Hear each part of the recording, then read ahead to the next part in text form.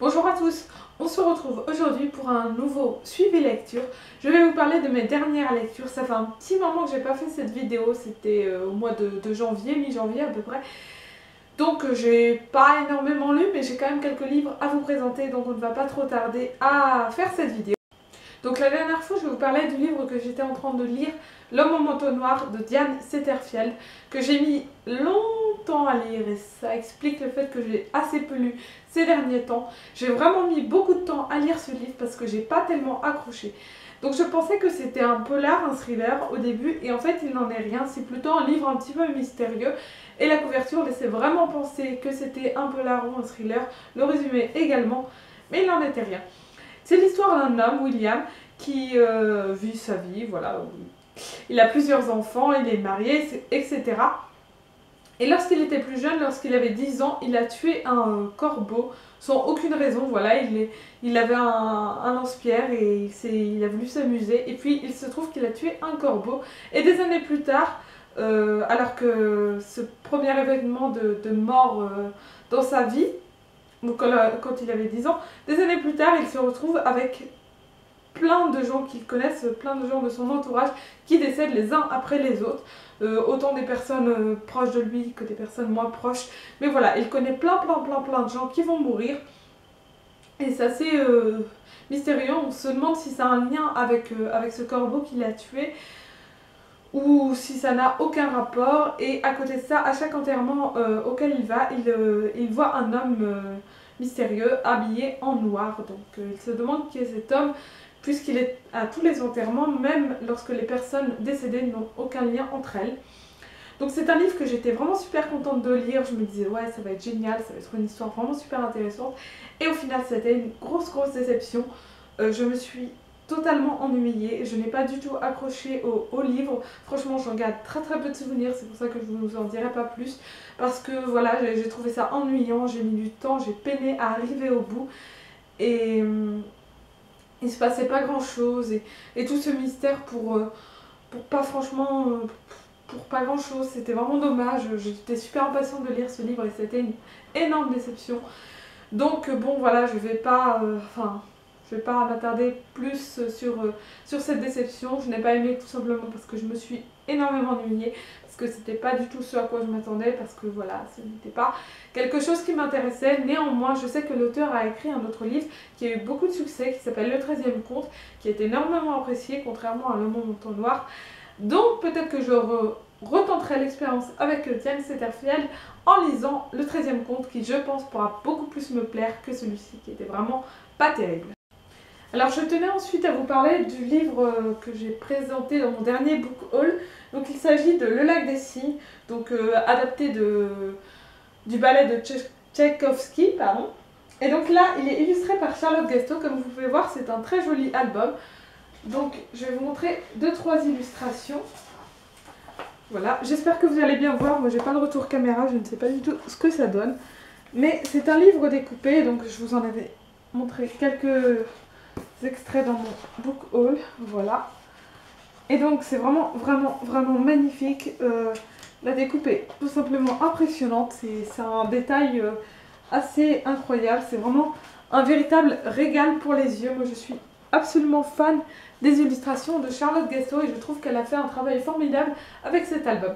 Donc l'histoire, c'est celui d'un jeune prince qui n'est pas marié, mais ses parents veulent le marier. Ils veulent organiser un bal, du coup, pour lui trouver une femme. Et lui, il n'est pas du tout... Enfin, ça l'embête, quoi, clairement. Donc il s'enfuit dans les bois, et là, il se retrouve à suivre un envol de cygnes auprès d'un lac, et il va rencontrer, suite à ça, une jeune femme vêtue d'une robe de plumes, oui, si je ne dis pas de bêtises. Et donc il va en tomber amoureux, comme ça. Vous savez bien dans les contes, les histoires comme ça, toutes ces histoires-là, les gens tombent très facilement amoureux, donc il ne faut pas trop se surprendre. Donc il va en tomber amoureux et va vouloir l'épouser, va lui demander de le rejoindre pour le bal et pour qu'il puisse la choisir pour femme. Donc voilà, c'est un livre vraiment très chouette, c'est vraiment, c'est tout simplement magnifique.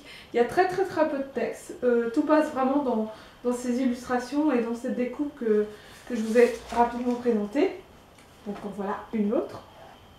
Voilà, comme vous pouvez voir, c'est vraiment un travail impressionnant et que j'adore tout simplement.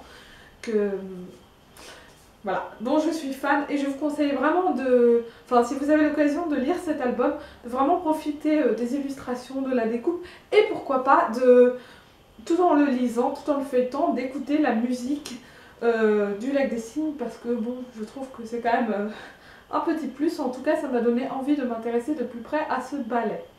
Je vais ensuite vous présenter un petit roman absolument génial que j'ai lu. Donc ça s'appelle Le seul et unique Ivan de Catherine Applegate. Donc c'est l'histoire d'Ivan, un gorille qui vit dans une ménagerie, dans un petit centre commercial. Donc ce gorille avec un éléphant et d'autres animaux, il doit amuser la galerie en quelque sorte. Donc voilà, l'éléphant doit faire des tours, etc. etc. Et donc c'est des animaux qui vivent dans des conditions un petit peu compliquées. Bah, c'est un centre commercial, c'est tout petit, enfin ils ont vraiment pas la place à vivre bien. Et donc un jour, un éléphanto, donc comment... L'éléphante Julia... Non, je dis des bêtises. Oh, j'ai oublié son nom, Ruby, voilà. L'éléphante Ruby arrive dans le centre commercial, donc c'est une toute petite éléphante, elle est vraiment toute petite, peut-être que vous voyez sur la couverture. Et donc le gorille va vouloir la sauver de ça et faire en sorte qu'elle puisse vivre dans un endroit où elle sera mieux, c'est-à-dire dans un zoo par exemple, où les conditions sont un peu meilleures, on va dire, pour les animaux. Donc voilà, du coup, il va tout faire pour la sauver de ça. C'est vraiment un livre, une petite pépite, c'est un petit bijou, ça se lit très très facilement, c'est très beau, c'est très très poétique, c'est super mignon. C'est un livre pour les enfants, préadolescents à peu près, mais c'est vraiment adorable. En plus de ça, il y a des illustrations qui sont vraiment chouettes, de part et d'autre du livre. Alors, je vais essayer de vous en trouver une. Il y en a certaines que j'ai vraiment beaucoup aimées. Donc là, par exemple, c'est une image du gorille quand il était encore un tout petit gorille. Et donc c'est vraiment trop chou, c'est un livre que j'ai beaucoup aimé et que je vous recommande. Il vient tout juste de sortir. Et voilà, j'ai adoré. Au niveau de la couverture, c'est très beau. Et enfin, l'objet livre est vraiment sympa. Comme vous voyez, là, il y a la petite tête de gorille sur la tranche. Et donc voilà, c'est un livre qui m'a beaucoup plu, qui m'a beaucoup charmé pour son design. En plus, c'est un petit prix pour un grand format, il est à 12,50 €. Donc voilà, peut-être que je me l'achèterai un jour parce que j'ai plutôt bien aimé. Je vais rapidement vous parler de ce livre. Donc je ne sais pas si vous voyez bien, ça s'appelle Lire est le propre de l'homme. Donc c'est un ouvrage collectif puisqu'il s'agit de recueils de différents auteurs sur la lecture. Donc je vous l'avais présenté également dans mon dernier book haul. Je vous mettrai le lien de la vidéo en barre d'infos si ça vous intéresse. C'est un livre que j'avais à lire pour les cours, donc pour la prochaine semaine de cours que je vais avoir. Et bon, je me suis dit, bon, il est temps que je le lise. Alors c'était plutôt sympa, il y a vraiment plein d'auteurs différents, autant des auteurs contemporains, des auteurs pour la jeunesse, des auteurs classiques, enfin vous avez vraiment de tout dans ce livre. Vous allez sûrement reconnaître certains auteurs, il y en a d'autres que moi personnellement je ne connaissais pas forcément. Mais en tout cas c'était très intéressant de lire leurs réflexions sur la lecture, sur pourquoi ils ont aimé la lecture, sur la lecture aujourd'hui, etc., etc.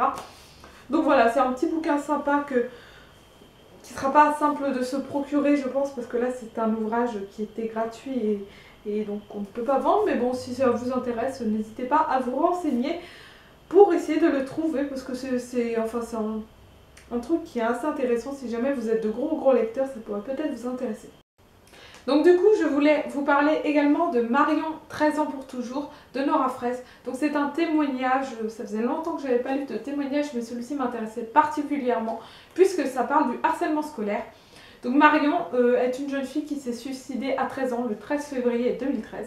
Donc ça va faire 2 ans. Et sa mère vient de publier un livre où elle évoque le décès de sa fille, les raisons qui ont poussé sa fille à se suicider, etc. etc. En effet, Marion, avant de se suicider, a laissé une lettre pour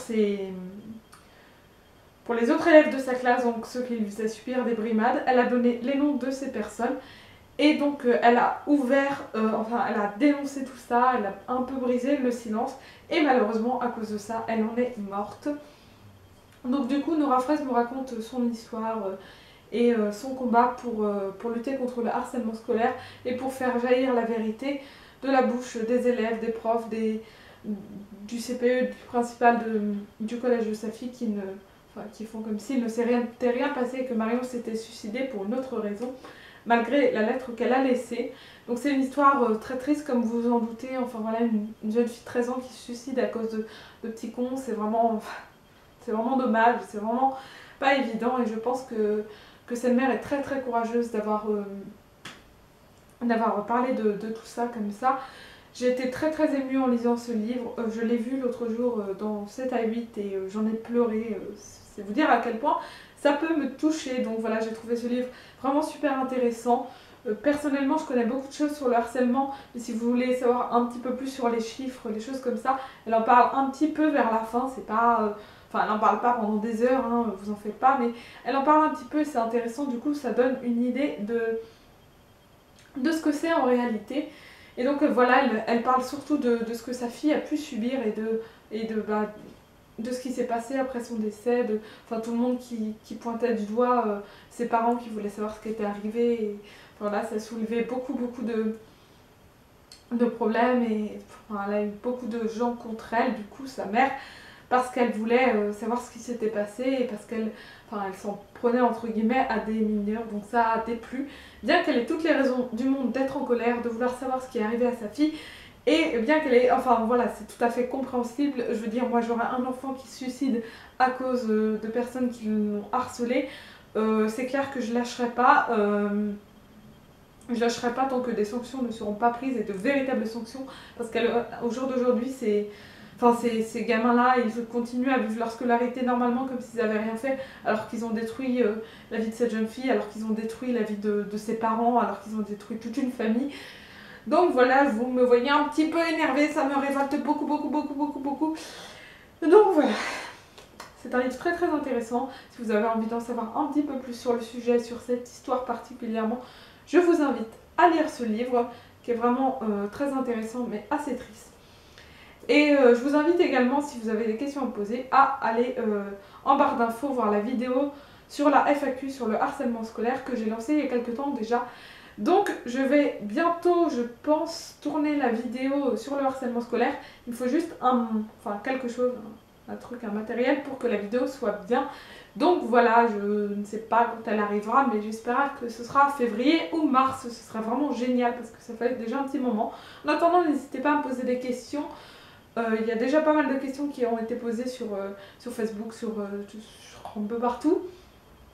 Vous pouvez me les poser où vous voulez, vous avez les liens de tous les réseaux sociaux, du blog, etc. Donc voilà, vous avez plein de moyens de me contacter pour me poser les questions au sujet du harcèlement scolaire. Donc voilà, je vous invite à voir cette vidéo si jamais ça vous intéresse, si vous avez des choses à demander tout simplement. Et je vous invite aussi bien sûr à lire ce témoignage et bien d'autres encore, parce qu'il en existe beaucoup. Donc je vais ensuite lire Les Arpenteurs de Kim Soo-pan, un livre que j'avais commencé, que j'ai mis en pause et donc je vais recommencer à zéro parce que j'étais pas du tout dedans, donc ça ne sert à rien.